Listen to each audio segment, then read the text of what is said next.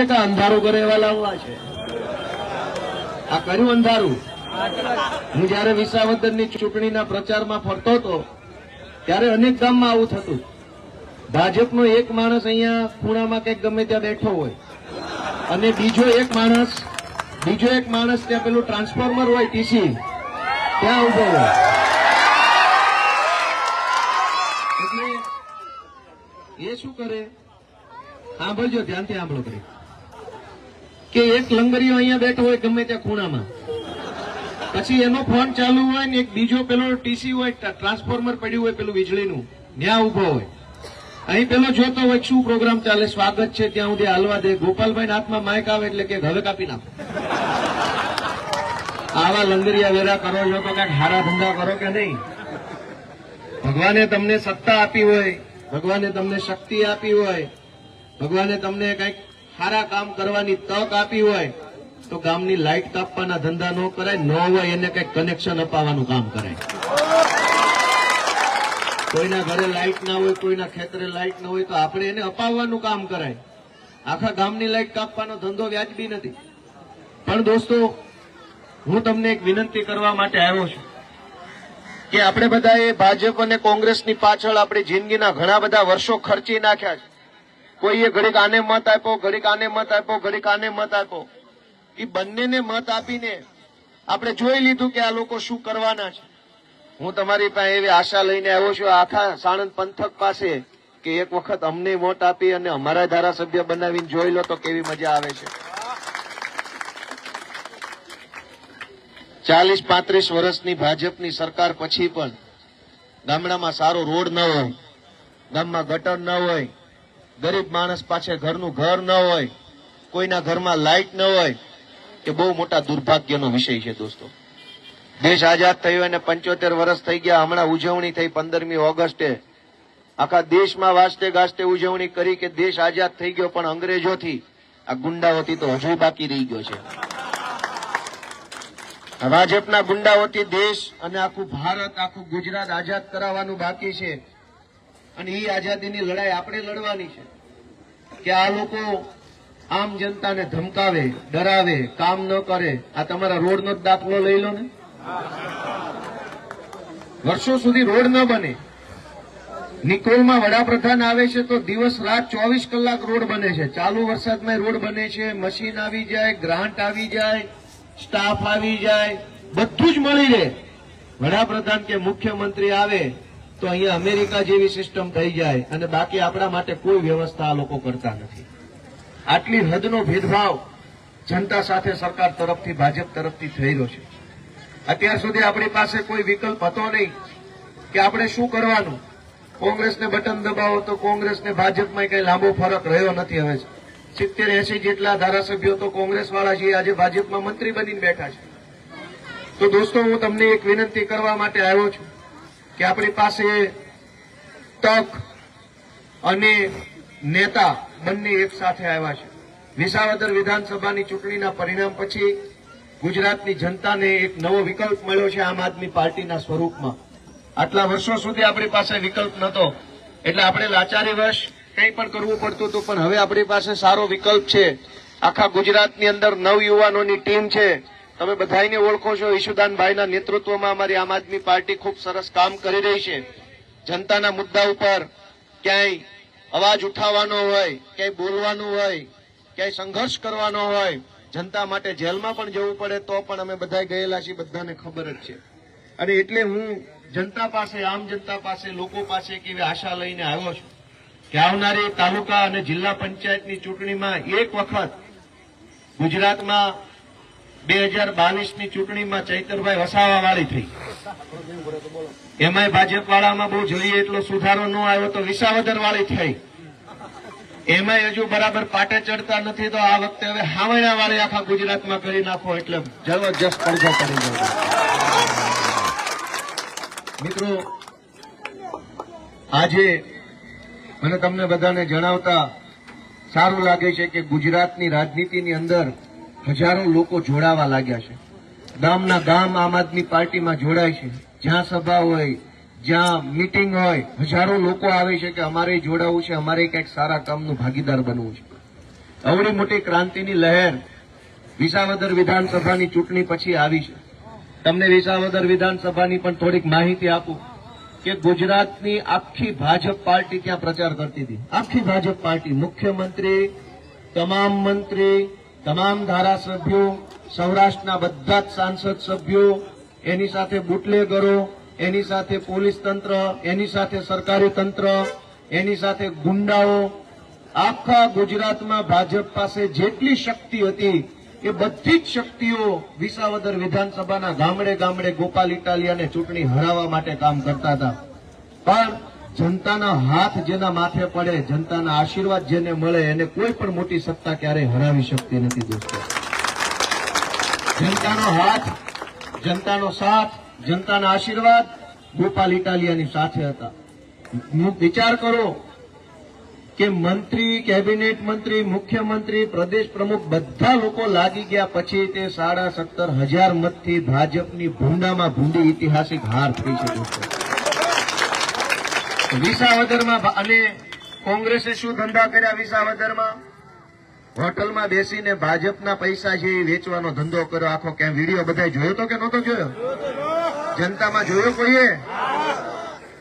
જે ચૂંટણીમાં આખું ગુજરાત એમ ઈચ્છતું હતું કે ભાજપ હારવું જોઈએ ને ગોપાલ જીતવો જોઈએ, ગુજરાતના એક એક ગામડાના અનેક આગેવાનોની લાગણી અંદરથી, ઇવન ભાજપના કેટલાય માણસોના મનમાં એવું હતું કે ગોપાલ આ ચૂંટણી જીતવો જોઈએ, એવી ચૂંટણીમાં કોંગ્રેસ પાર્ટીના નેતાઓ ભાજપની દલાલી કરતા હતા દોસ્તો. જે ચૂંટણી આખું ગુજરાત એમ ઈચ્છતું હતું કે ભાજપનું અભિમાન તોડવું જોઈએ, ગોપાલ ઇટાલિયા જીતવો જોઈએ, એવી ચૂંટણીમાં પણ ભાજપ પાસેથી કરોડો રૂપિયા લઈ અમારે વિસાવદરમાં શાયોના હોટલમાં બેસી અને કેમેરા સામે પૈસા આપતા મેં પોતે પકડ્યા કોંગ્રેસ વાળાને. હવે તો સુધરો કે નહીં? તમે વિચાર કરો કે જે કોંગ્રેસને ભરોસે તમે ભાજપને હરાવવા માટેની વિચાર રાખતા હશો, એ કોંગ્રેસના ખિસ્સામાં પૈસા ભાજપના છે, તો કેવી રીતે આપણો અવાજ ઉઠાવશે દોસ્તો? અમે લડીએ છીએ.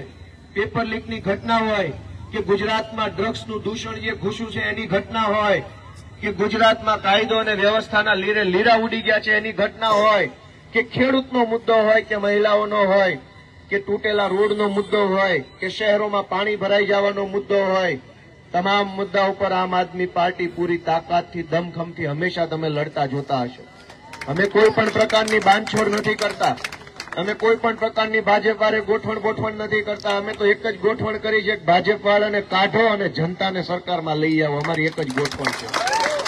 અને એટલે હું તમારા બધા પાસેથી આશા રાખું છું કે આવનારી તમામ ચૂંટણીઓની અંદર આમ આદમી પાર્ટીના ઉમેદવારને ઝાડુના નિશાન ઉપર મત આપી ગુજરાતની અંદર એક નવો બદલાવ લાવવાની તમે અમને તક આપશો. તમે મને જોઈ રહ્યા છો કે હું લગાતાર વિધાનસભામાં જઈ અને જનતાના અલગ અલગ મુદ્દાઓ ઉપર વાત રાખી રહ્યો છું. ક્યારેક ખેડૂતનો મુદ્દો, ક્યારેક શહેરોનો મુદ્દો, ક્યારેક મજૂરી કરતા માણસોનો મુદ્દો, ક્યારેક માલધારીઓનો મુદ્દો, ક્યારેક અલગ અનેક મુદ્દાઓ પર જ્યારથી મને ધારાસભ્ય તરીકે કામ કરવાની તક મળી છે ત્યારથી હું લોકોના મુદ્દા ઉપર સતત અવાજ ઉઠાવી રહ્યો છું. અને હું અવાજ ઉઠાવું છું એ ભાજપને ગમતું નથી, ભાજપથી જોવાતું નથી, ભાજપ વાળાથી સહન નથી થતું કે આ ગોપાલ ઇટાલિયો ગરીબ ઘરનો છોકરો કેવી રીતે ધારાસભ્ય બની ગયો, કેવી રીતે વિધાનસભા સુધી આવી ગયો. દોસ્તો, જનતાએ જેને આશીર્વાદ આપે છે એના માટે સત્તાના દરવાજા ખુલી જતા હોય છે. હું તમને એક ઘટના યાદ કરાવીશ કે 2017માં ગુજરાતની વિધાનસભાએ મારી ઉપર પ્રતિબંધ મૂક્યો. અધ્યક્ષે 2017માં જે અધ્યક્ષ હતા એમણે પ્રતિબંધ મૂક્યો લેખીને કે ગોપાલ ઇટાલિયા ગુજરાતની વિધાનસભાની અંદર પ્રવેશ નહીં કરી શકે. એ તાકાત સત્તાની તાકાત હતી, એ તાકાત પેનની તાકાત હતી. પેન અને સત્તાની તાકાતથી વિધાનસભાના અધ્યક્ષે 2017માં એવું લખી નાખ્યું કે ગોપાલ ઇટાલિયા વિધાનસભામાં નહીં આવી શકે. અને 2017 થી લઈ અને આ જયારે હું ચૂંટણીમાં ધારાસભ્ય બન્યો ત્યાં સુધી સળંગ 8-9 વર્ષ હું વિધાનસભામાં જઈ શક્યો નહીં. મેન ગેટે જ આપણા નામ ઉપર લાલ ચોકડી મારી દીધી હોય એટલે ગેટે જાઓ અને ખબર પડી જાય, કોમ્પ્યુટરમાં આપણું નામ નાખે તો બતાવે કે આ પ્રતિબંધિત વ્યક્તિ છે. પણ જે સત્તાએ મને વિધાનસભામાં 9-10 વર્ષ સુધી એન્ટ્રી ન આપી, મારી ઉપર પ્રતિબંધ મૂક્યો, વિસાવદર વિધાનસભાની જનતાએ મારી ઉપર હાથ મૂક્યો, મને આશીર્વાદ આપ્યા, તો જ્યારે હું શપથ લેવા ધારાસભ્ય તરીકે વિધાનસભામાં ગયો તો વાજતે ગાજતે 50 જેટલા કેમેરા, માણસોના ટોળા, પ્રોટોકોલના માણસો, પોલીસ અને જાણે અમારી સરકાર બની ગઈ ને એવું ભવ્ય સ્વાગત મારું વિધાનસભામાં કર્યું. અને જે અધ્યક્ષ વિધાનસભાના ગુજરાતના જેણે એવું લખ્યું હતું કે ગોપાલ ઇટાલિયા વિધાનસભામાં નહીં આવી શકે, એ જ અધ્યક્ષની ખુરશી પરથી મને 3 કિલોનો ગુલદસ્તો આપીને કીધું તમારું અહીંયા સ્વાગત છે કે વિધાનસભામાં. તો સત્તાની તાકાત એટલી જ છે કે એ તમને આવતા રોકી શકે, પણ જનતાની તાકાત સત્તાની તાકાત કરતા બહુ મોટી તાકાત છે. જનતાએ મારા ઉપર હાથ મૂક્યો તો સત્તાએ મને સ્વીકારી લેવો પડ્યો. તો સત્તાની તાકાત મોટી તાકાત નથી. સત્તાની તાકાત મોટી તાકાત હોત તો ચૂંટણી જીત્યા પછી પણ મને અંદર ન આવવા દે. સત્તાની તાકાત મોટી તાકાત નથી. અધિકારીની તાકાત મોટી તાકાત નથી. નેતાની તાકાત મોટી તાકાત નથી. સૌથી મોટી તાકાત એ જનતાની તાકાત છે, સામાન્ય લોકોની તાકાત છે. એ આપણે બધા યાદ રાખવું પડશે દોસ્તો. જનતા જેની ઉપર હાથ મૂકે એને વાજતે ગાજતે લઈ જવા પડે છે વિધાનસભા, ફૂલ સિક્યુરિટી સાથે. એને માઇક આપવું પડે છે, એની ઉપર કેમેરો મૂકવો પડે છે, એની વાત સાંભળવી પડે છે. તો આ તાકાત સત્તાની છે કે જનતાની છે? જનતાની તાકાત શ્રેષ્ઠ તાકાત છે. પણ આ ભાજપ અને કોંગ્રેસે ભેગા મળી જનતાને એવું ધીમે ધીમે સમજાવ્યું કે નેતા મહાન, સત્તા મહાન, અધિકારી મહાન, આવું બધું આપણને ધીમે ધીમે સમજાવી દીધું છે. પણ હું તમને કહેવા માટે આવ્યો છું કે ડર છોડી દો, ચિંતા કરવાનું બંધ કરી દો. આપણું કશું જ જવાનું નથી. આપણું શું લઈ જશે? અને આપણી પાસે શું છે? આપણી પાસે ડર છે, આપણી પાસે લાચારી છે, આપણી પાસે ગરીબી છે. ભાજપની હામાં પડશે ને તો આપણી ગરીબી જશે, આપણો ડર જશે, આપણી લાચારી જશે ને આપણી તાકાત બહાર આવશે દોસ્તો. આપણી પાસે ગુમાવવા જેવું કંઈ છે જ નહીં. આપણું કોઈ કંઈ લઈ જાય એમ નથી. આપણી પાસે ગુમાવવા જેવી આપણી લાચારી છે, ગુમાવવા જેવી આપણી ચિંતા છે, ગુમાવવા જેવી આપણી ગરીબી છે. એક વખત સંઘર્ષનો રસ્તો જો બધા પકડશો તો ભવિષ્યની અંદર ખૂબ સારું કામ આપણા હાથે થવાનું છે દોસ્તો. મેં લાચારી અને ગરીબી અને ડર છોડ્યો તો મને જનતાએ આશીર્વાદના સ્વરૂપમાં ધારાસભ્ય બનાવ્યો. તમે કલ્પના કરો કે હજુ હું પોલીસ કોન્સ્ટેબલની નોકરી કરતો હોત તો હું શું કરતો હોત? કોઈક મંત્રીને જી સર કરતો હોત. મારી કરતા ઓછું ભણેલા હોય એને જી સર કહેવું પડે. આમાં તો એવું થાય. પણ દોસ્તો, આપણે બધાએ હિંમત કરવાની શરૂઆત કરવાની છે. હું તમને આહવાન કરવા માટે આવ્યો છું કે આ ગુજરાત આપણું છે, આપણા બાપ દાદાઓનું છે. આપણી પેઢીઓ આ ગુજરાતમાં જન્મી છે ને આજ ગુજરાતની માટીમાં આપણી પેઢીઓ છે. આ ગુજરાત ભાજપવાળાનું નથી. ભાજપવાળા બાપાની પેઢીની જેમ કામ કરે છે. મન ફાવે એની જમીનો લઈ લેવાની, મન ફાવે એના મકાનો લઈ લેવાના, મન ફાવે ત્યાં જેસીબી હાલે, મન ફાવે ત્યાં નોટિસ આપી દેવાની, મન ફાવે એને જેલમાં પૂરી દેવાનો. ગુજરાત ભાજપવાળાના બાપાનું નથી. ગુજરાત આપણા બાપ દાદાઓનું છે, આપણા વડવાનું ગુજરાત છે. અને આને સંભાળીને રાખવું આપણી જવાબદારી.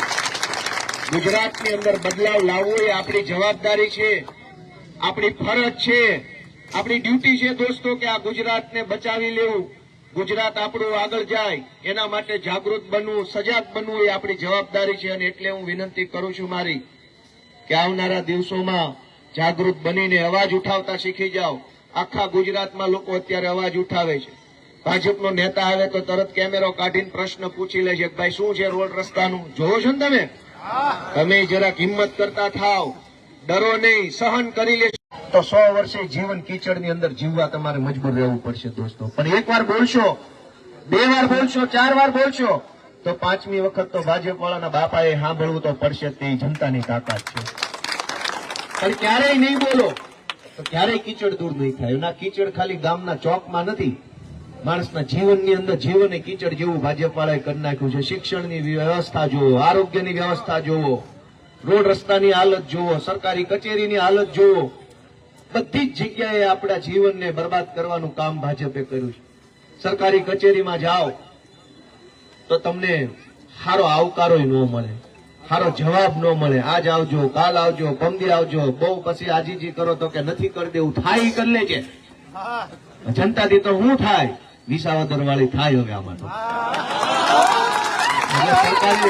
સરકારી માણસો કહે છે થાય કરી લેજો. ભાજપના નેતાએ આપણને ક્યારેક કહી દે છે બહુ રોડની ફરિયાદ આપીએ કે રોડ ખરાબ છે તો તરત કે થાઈ કરી લેજો. તો હવે તમારાથી થાઈ એમ છે વિસાવદર વાળી, તમે કરી લેજો પાછા ટાણું આવે છે.